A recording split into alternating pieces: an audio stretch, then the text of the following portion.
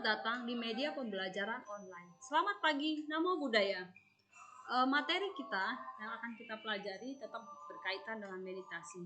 Sebelum kita melakukan meditasi atau pembelajaran tentang meditasi, yuk kita baca doa.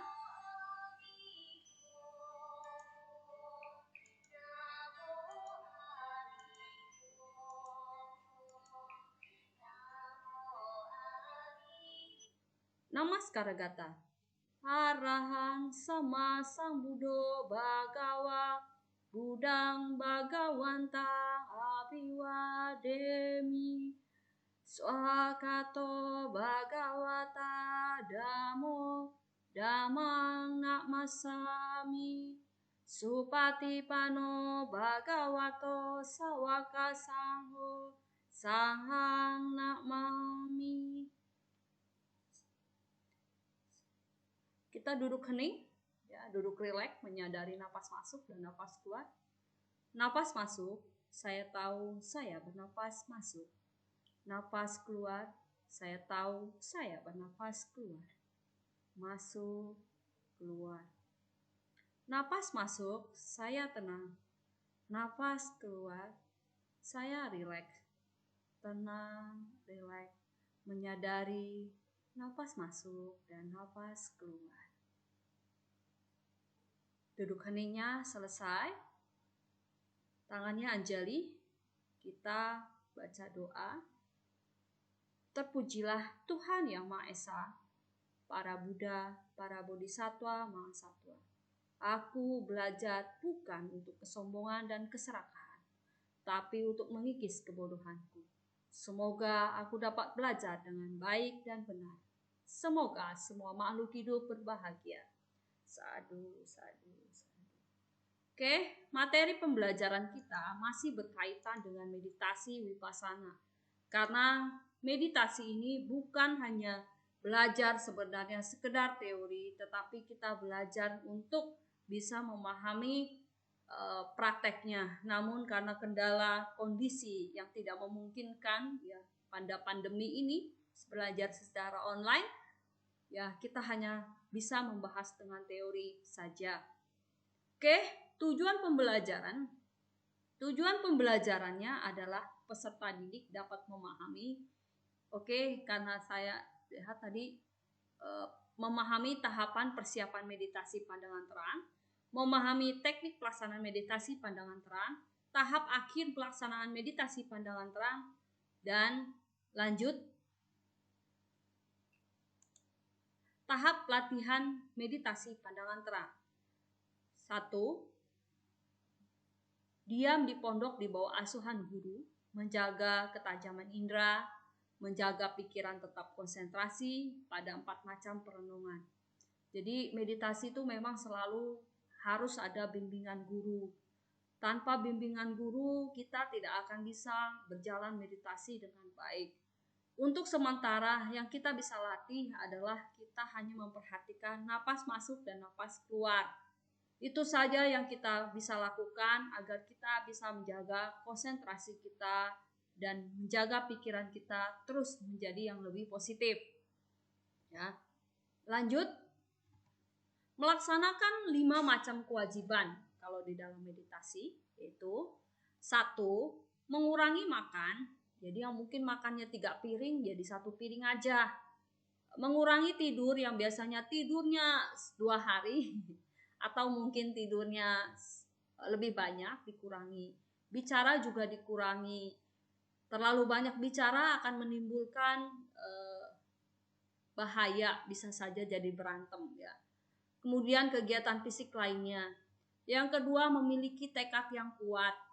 Yang ketiga, mengendalikan 6 indera, yaitu mata, pendengaran, penciuman, pengecap atau sentuhan kulit, kemudian dan sebagainya, hidung dan bau, ya. Melakukan segala perlahan-lahan, segalanya jadi perlahan-lahan, tidak ada yang langsung instan, tidak bisa. Kemudian melakukan semua gerakan dengan faktor yang bermanfaat, kesungguhan, kewaspadaan, dan perhatian. Menghindari kegiatan yang tidak perlu, misalnya sibuk berbagai kegiatan seperti membaca, menulis, dan lain-lain. Atau banyak tidur, banyak bicara, senang kumpul-kumpul, tidak mengendalikan 6 indera yang dengan baik, tidak bisa mengurangi makan, dan gagal menyadari kegiatan pikiran. Ini menghambat dalam melakukan meditasi dan harus bisa dihindari seperti itu. Mengapa? Kebanyakan kalau kita retret itu memang kita harus diam, fokus. Bisa nggak diam sekali saja? Kita pernah praktek ya, mengajak kelas 12 tahun 2000 berapa itu 2016 mungkin, mengadakan retret. Mereka 1 hari saja malam retret udah gelisahnya luar biasa. Padahal itu adalah melatih kesadaran. Jadi ngomong juga nggak bisa, menggunakan handphone juga nggak bisa, gelisah sekali ya, karena biasa kita selalu tiap hari dengan handphone, tanpa handphone dunia terasa hampa.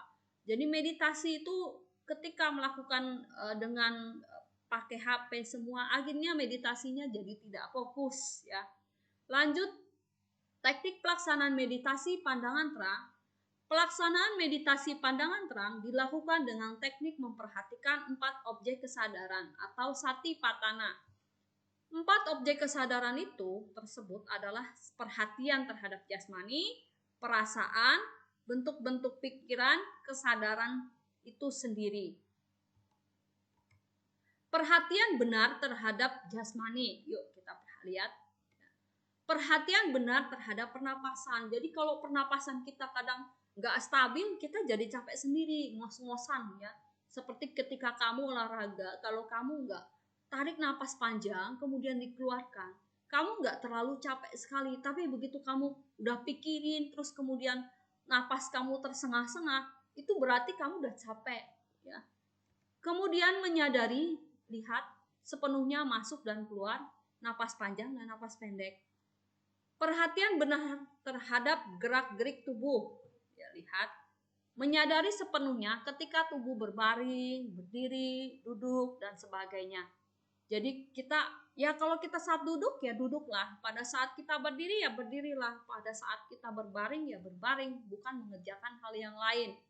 Kadang-kadang kalau kita sudah mengerjakan yang lain, pikiran jadi nggak fokus. Misalnya contoh, kita tidur di tempat tidur. Terus kita nonton film drakor. Yang ada nggak akan tidur, tapi memikirkan gimana cerita ending dari drakor tersebut. Belum selesai, belum puas itu. Ya, seperti itu. Maksudnya adalah menyadari sepenuhnya ketika ya makan, ya makanlah. Ketika dia berbaring, ya berbaringlah. Atau ketika duduk, ya duduklah dengan posisi yang duduk baik. Kemudian perhatian benar terhadap aktivitas yang dilakukan. Menyadari sepenuhnya ketika makan, minum, mengunyah, atau memakai baju. Jangan kerja lebih dari 3 kerjaan. Akhirnya semua terbengkalai.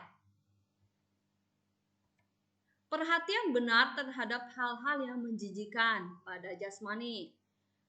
Menyadari sepenuhnya bahwa jasmani ini terdiri dari berbagai hal kotoran yang menjijikan, seperti lendir, ingus, empedu, dan keringat. Kalau kita sudah tahu menyadari jasmani kita terdiri dari kotor-kotor menjijikan, mungkin nafsu keinginan untuk suatu hal yang berhubungan dengan seksual mungkin tidak ada seperti itu. Karena dia mengingat ketika terdiri dari lendir, ingus, empedu, pikiran menjadi netral, malah nggak ada fokus ke hal-hal yang aneh gitu. Karena setiap kali melihat sesuatu yang membuat nafsu, maka munculnya dari kontak, yaitu indera. Inderanya banyak, tadi ada 6 ya. Dari mata, kalau mata kan dari mata turun ke hati kan. Begitupun cinta juga gitu. Kontak dari mata turun ke hati, lihat dia cantik, jatuh hati, kan seperti itu. Begitupun juga keadaan kalau kita lagi meditasi, kita harus memperhatikan indera-indera kita.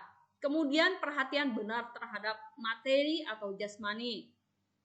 Menyadari sepenuhnya bahwa tubuh ini terdapat unsur padat, cair, panas, dan gerak. Perhatian benar terhadap perasaan. Yuk kita perhatiin juga perasaan. Jangan pakai perasaan. Jangan-jangan baper duluan ya. Baper duluan malah jadi menderita ya. Hati-hati itu. Bisa membedakan antara perasaan dan pikiran. Menyadari sepenuhnya perasaan yang timbul dan lenyap. Kadang hilang, kadang muncul, kadang hilang, kadang muncul. Ketika perasaan senang muncul, ia sadar. Demikian juga perasaan sedih, kecewa, sakit juga perlu disadari dengan benar. Oh ini loh perasaan saya lagi kecewa. Oh ini loh perasaan saya lagi sedih. Oh ini loh perasaan saya lagi senang. Jadi bisa mengamati perasaan tersebut. Ketika perasaan terhanyut dalam kesenangan, hati-hati juga. Maka bisa jadi bumerang buat kita. Senang sampai lupa waktu. Atau kita juga perasaan sedih terus jadi baper. Ada yang akhirnya makhluk lain ikut nimbrung akhirnya ada yang bikin ajakan, ayo lompat aja dari gedung. Karena perasaannya jadi sedih, nggak bisa menguasai, bisa terjadi seperti itu ya. Makanya harus memahami perasaan. Kemudian perhatian benar terhadap kesadaran. Jadi kalau di dalam agama Buddha ya, ketika orang meninggal, kesadarannya yang berpindah. Inilah yang susah kita lihat. Apa sih itu kesadaran gitu? Menyadari sepenuhnya kesadaran yang timbul lenyap bersama faktor-faktor mental yang muncul dan lenyap. Inilah yang kita tidak bisa pahami. Mental itu di mana? Yang bisa kita tahu itu seperti apa? Kamu akan memahami ketika praktek nyata.